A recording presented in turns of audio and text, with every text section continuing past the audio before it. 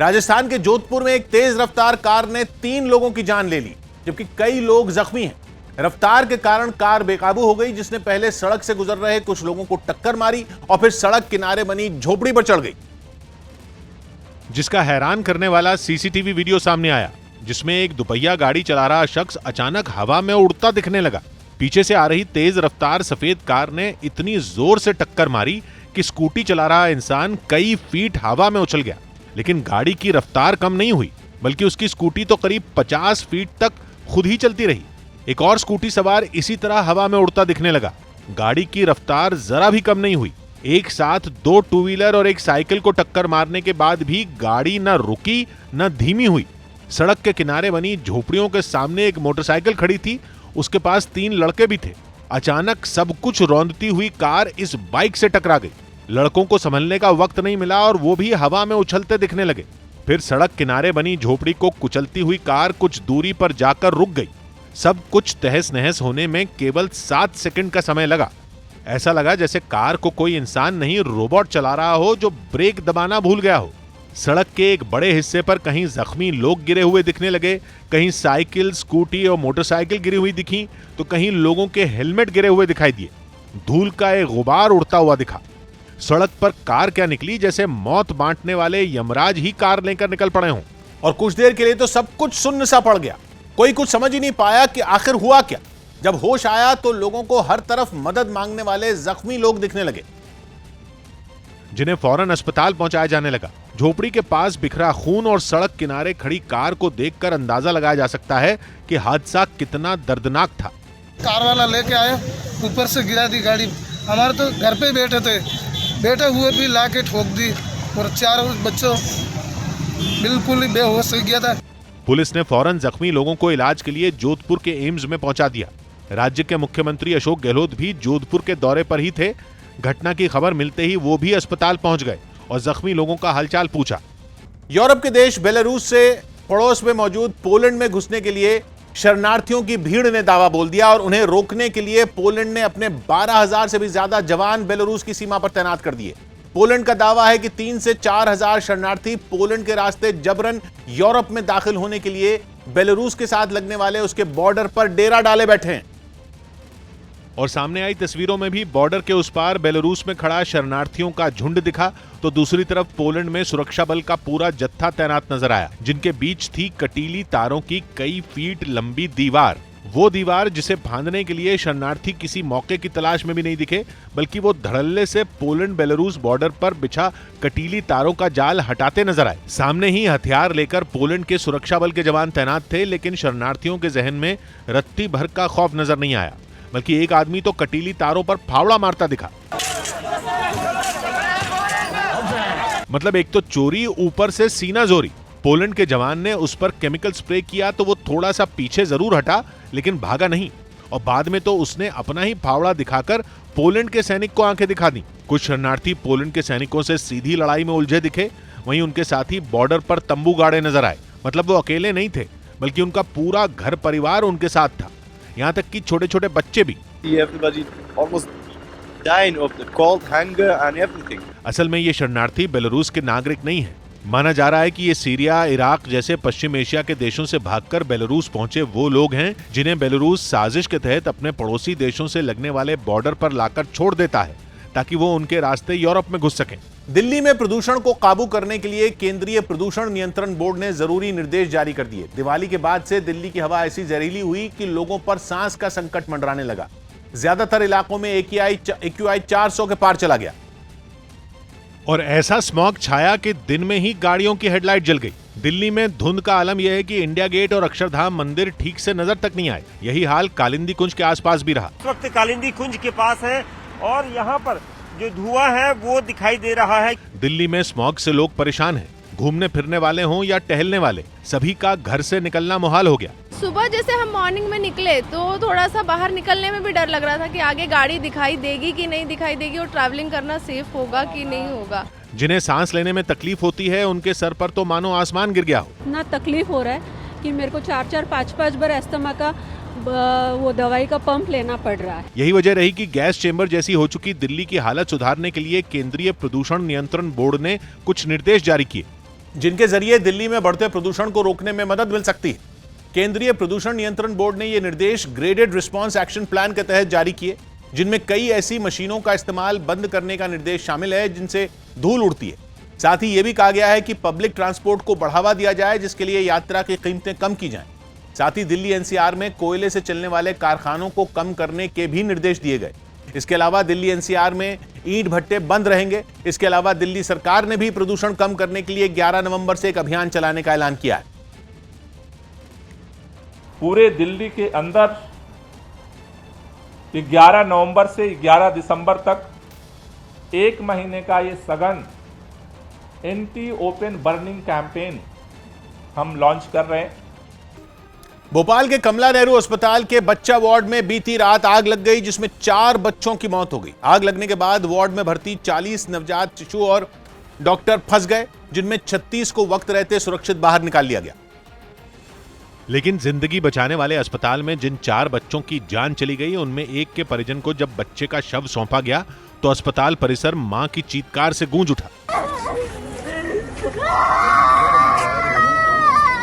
जिगर के टुकड़े की धड़कन थमी तो बेबस पिता में इतनी हिम्मत भी नहीं बची कि बिलखती पत्नी को ढांढस बंधा सके। ऐसे में अपनों की खोज खबर लेने पहुंचने वाले ही ढांढस बंधाने पहुंच गए। हिम्मत मिली तो घुटने के बल बैठे पिता ने खड़े होने का साहस किया। पिता की हथेलियों के पालने में बेजान बच्ची नजर आई, जिसे जी भर देखने तक का मौका नहीं मिला, और मुंह से नाम की जगह निकले गिनती के वो चंद दिन, जितने दिन इस दुनिया में आने के बाद वो बच्ची सांसें ले सकी। दुख की इस घड़ी में अजनबियों का सहारा पाकर पीड़ित परिवार वाले घर जाने को निकल पड़े, लेकिन उनके पीछे अस्पताल में वही दुख और अफरा तफरी का माहौल नजर आया। कई लोगों को हादसे के घंटों बाद भी अपने बच्चों की खबर नहीं मिल पाई, तो कई अपनों की तलाश में भटकते दिखे।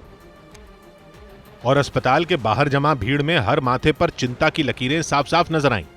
एक महिला ने तो अफरा तफरी के माहौल में बच्चों की अदला बदली तक के आरोप लगा डाले। मुझे कह रहे मृत बच्चा है, आपके बच्चे की बॉडी अभी दे देंगे 11 बजे, पर जब मैंने वार्डों में देखा बच्चा तो मेरा बच्चा है, उस पे दूसरे के नाम की चिट लगी हुई है। चूंकि आग कमला नेहरू अस्पताल की 3री मंजिल पर लगी, जिसमें बच्चों का आईसीयू भी है, इसलिए अंदेशे से भरे परिजनों की भीड़ लगते देर नहीं लगी। बताया गया कि रात करीब 9 बजे 3री मंजिल से धुआं निकलना शुरू हुआ और कुछ ही देर में आग की लपटें भी निकलने लगी।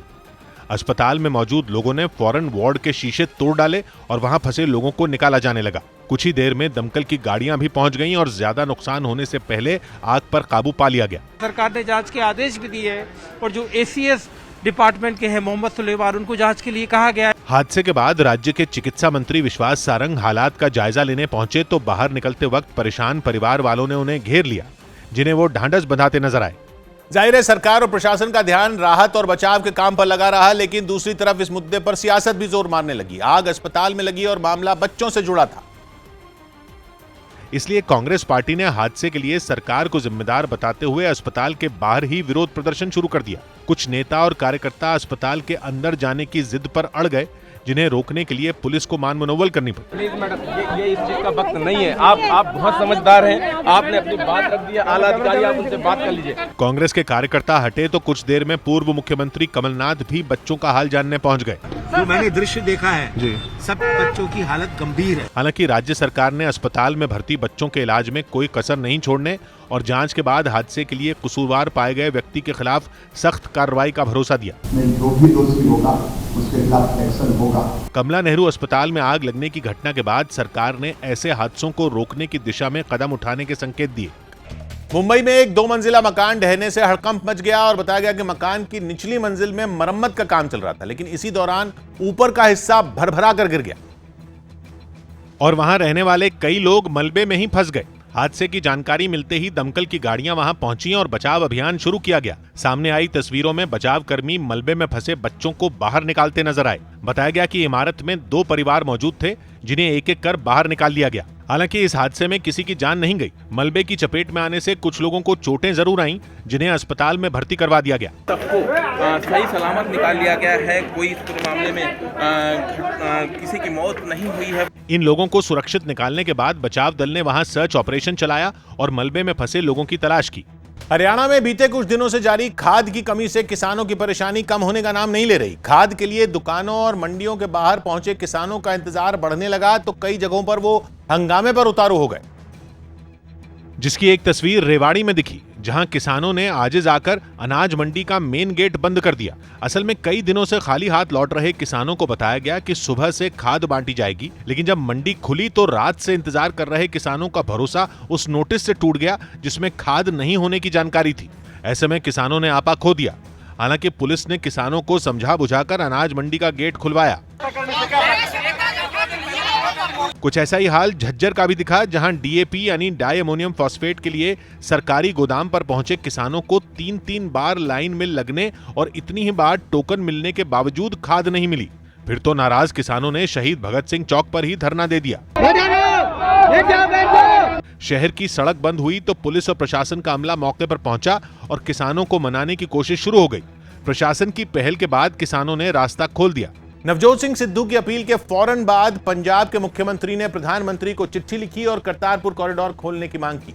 इससे पहले नवजोत सिंह सिद्धू पंजाब के गुरदासपुर पहुंचे, जहां वो अरदास के लिए डेरा बाबा नानक पहुंचे और फिर वहीं से दूरबीन के जरिए करतारपुर कॉरिडोर देखा, जिसके बाद सिद्धू ने करतारपुर कॉरिडोर खोलने की अपील की। असंख्य संभावनावां दा एक कॉरिडोर है और इन्नियां संभावनावां ने जड़ियां अनंत कहंदे आ ना, उस तरीके दी। सिद्धू की अपील के तुरंत बाद पंजाब के मुख्यमंत्री चरणजीत सिंह चन्नी ने भी प्रधानमंत्री और गृह मंत्री को चिट्ठी लिख दी, जिसमें उन्होंने मांग की कि करतारपुर कॉरिडोर खोला जाए। इस बीच पंजाब सरकार ने पंजाब के एडवोकेट जनरल एपीएस देओल का इस्तीफा मंजूर कर लिया। यही नहीं, डीजीपी के सिलेक्शन पर भी सरकार की ओर से अफसरों का एक पैनल भेजा गया। माना जा रहा है कि ऐसा सिद्धू के दबाव की वजह से हुआ, क्योंकि सिद्धू ने कहा था कि अगर एडवोकेट जनरल और नहीं हटे तो वो अपने पद से इस्तीफा दे दे। दिल्ली की हवा में जहर घुलने से हरियाणा और पंजाब पूरी तरह बेपरवाह दिख रहे हैं। आंकड़े कुछ भी कहें, लेकिन जब न्यूज़ 18 की टीम दोनों राज्यों में पहुंची तो खेतों में पराली या तो जलती हुई दिखी या जलाई जा चुकी दिखी। जबकि सरकारें दावा कर रही हैं कि हालात पहले से काफी बेहतर हैं। आप देख सकते हैं एक बड़े खेत में किस तरह से दिन में पराली जलाई जा रही है। पंजाब में तो बड़े बड़े खेतों से उठता धुआं दूर तक आसानी से दिखता है, लेकिन सरकारी एजेंसियों को इसकी परवाह भी है ऐसा बिल्कुल नहीं लगता। खासतौर पर दिन के वक्त जब दफ्तर खुले भी होंगे और शायद अफसर अपने कमरों में बैठे भी होंगे, लेकिन पराली जलाने पर कार्रवाई करने की सुध लेता कोई नहीं दिखा। या शायद इस बार सियासी दलों ने किसानों को देखकर भी आंखें मूंद ली हैं।